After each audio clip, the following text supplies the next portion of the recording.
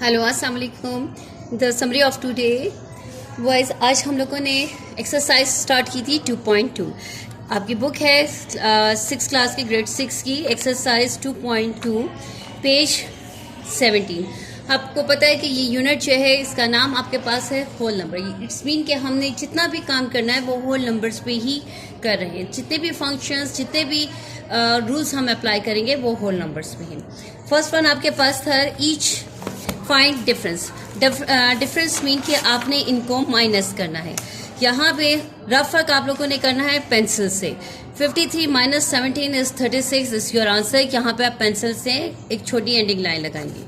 104 minus 82 is 22। Difference कहते हैं minus करने को, ठीक है। इसको चेक कर लीजिए रफ वर्क में। ये वाला क्वेश्चन आप लोग खुद करेंगे।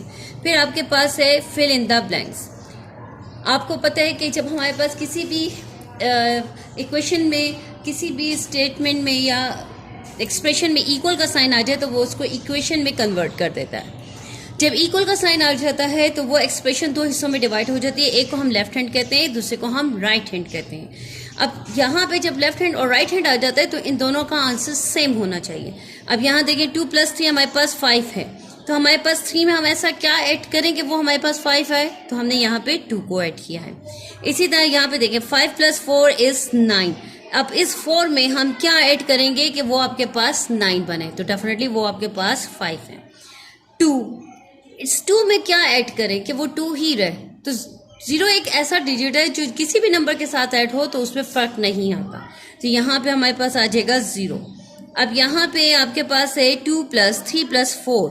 3 + 4 इज 7, 7 + 2 इज 9।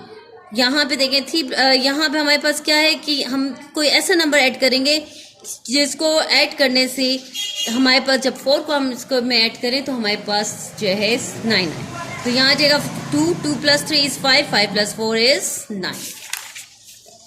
फिर आपके पास आ टिक T for true and F for false in each of the following statement।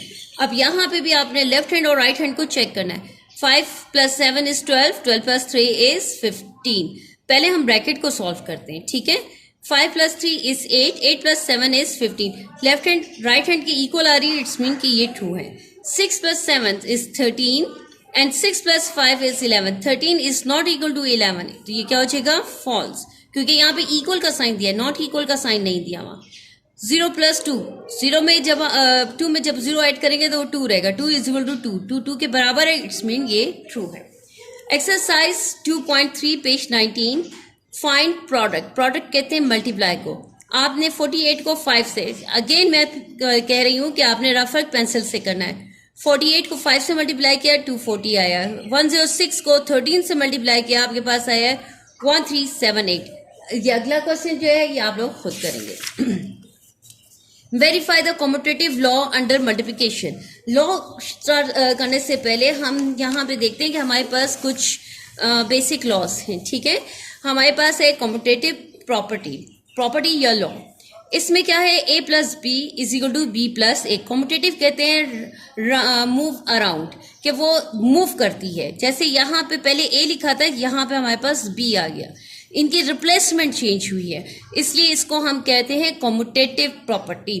अब दोनों में कौन सा साइन है, प्लस साइन है, तो ये क्या हो जाएगा with respect to addition.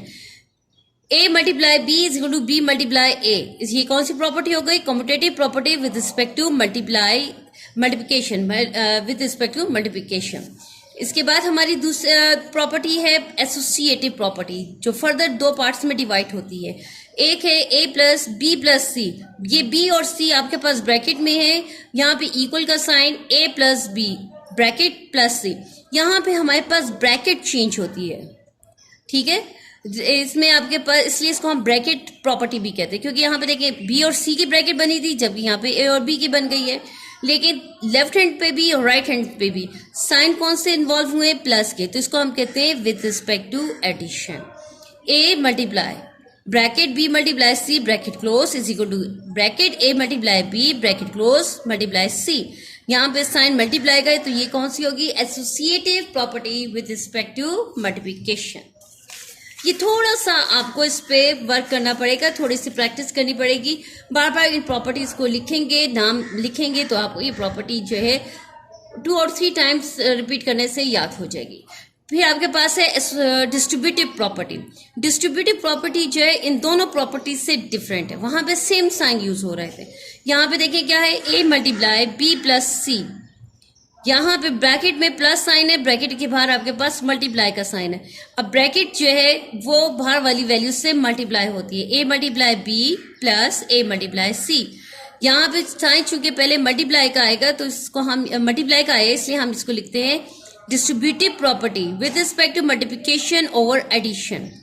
a multiply b minus c is equal to a multiply b minus a multiply c as a distributive property with respect to multiplication over subtraction। फिर आपके पास है एडिटिव आइडेंटिटी। एडिटिव आइडेंटिटी ये है कि अगर आप number के साथ किसी ऐसे नंबर को ऐड करें जो नंबर पे फर्क ना लाए तो वो जीरो है। जीरो को किसी भी नंबर के साथ ऐड कर दें तो नंबर चेंज नहीं होता, उसको हम कहते हैं एडिटिव आइडेंटिटी। इट्स मीन कि जीरो हमारा क्या है, एडिटिव आइडेंटिटी है। मल्टीप्लिकेटिव आइडेंटिटी कि हम किसी ऐसे नंबर से मल्टीप्लाई करें जिससे नंबर चेंज ना हो, वो क्या है, 1 है। 1 को किसी भी नंबर से मल्टीप्लाई कर दें वो नंबर को चेंज नहीं करता। सो वी से 1 इज द मल्टीप्लिकेटिव आइडेंटिटी। अब ये जो प्रॉपर्टी मैंने आपको समझाई है, अब यहाँ पे ये क्वेश्चन में आपके पास यूज हो रही है। क्वेश्चन नंबर 2 है, verify the commutative law under multiplication. यहां पे आपके पास है 3 और 7। सबसे पहले हमने नाम लिखा, कॉम्यूटेटिव लॉ या प्रॉपर्टी दोनों लिख सकते हैं। विद रिस्पेक्ट टू लिख दिया वो भी सही है, अंडर लिख दिया वो भी सही है। विद रिस्पेक्ट टू और under multiplication, a multiply b। It's mean कि आपके पास जो कॉम्यूटेटिव लॉ अप्लाई हो रहा है उसमें मल्टीप्लाई का साइन होना चाहिए। a multiply b is equal to b multiply a। अब यहाँ पे ये जो वैल्यूज थी 3 और 7, इनको हम a और b को असाइन करते थे कि let a is equal to 3, b is equal to 7। Putting the value in law. Law क्या है, a multiply b is equal to b multiply a की जगह 3, b की जगह 7, b की जगह 7, a की जगह 3। 7 3s are 21, 3 7s are 21। Left hand side is equal to right hand side. इसी तरह आपने इसका सेकेंड पार्ट किया कि हमने a को 4, b को 5 कहा और इसमें वैल्यूज पुट कर दी। Left hand side is equal to right hand side. इसका थर्ड पार्ट आप लोग खुद करेंगे। क्वेश्चन नंबर 3 हमारे पास था, name the property shown by each statement. जो स्टेटमेंट दी हुई है इनके प्रॉपर्टी के आपने नाम लिखते हैं। ये आपकी बुक का क्वेश्चन है, क्वेश्चन नंबर 3। ठीक है, फर्स्ट वन है 5 multiply 3 is equal to 3 multiply 5। Multiply का साइन दोनों में यूज हुआ है और रिप्लेसमेंट चेंज हुई है, तो ये कौन सी प्रॉपर्टी है, commutative property with respect to multiplication. 1 multiply 4, इससे 4 पे फर्क नहीं पड़ा। इट्स मीन कि ये हमारे पास कौन सी प्रॉपर्टी है, ये हमारे पास है मल्टीप्लिकेटिव आइडेंटिटी कि 1 से इस पे कोई फर्क नहीं पड़ा। यहाँ पे है 6 into 2 plus 1 is equal to 6 multiply 2 plus 6 multiply 1। जब ब्रैकेट के बाहर कोई साइन नहीं होता तो उसका मतलब होता है ये वो मल्टीप्लाई है, जिसका इस ब्रैकेट का मतलब ये है कि ये 6 जो है अंदर मल्टीप्लाई हो रहा है। तो ये आपके पास कौन सा हो जाएगा, distributive property with respect to multiplication over bracket के अंदर क्या है, एडिशन। ठीक है, फिर आपके पास है 12 multiply 8 multiply 3 is equal to 12 multiply 8 multiply 3।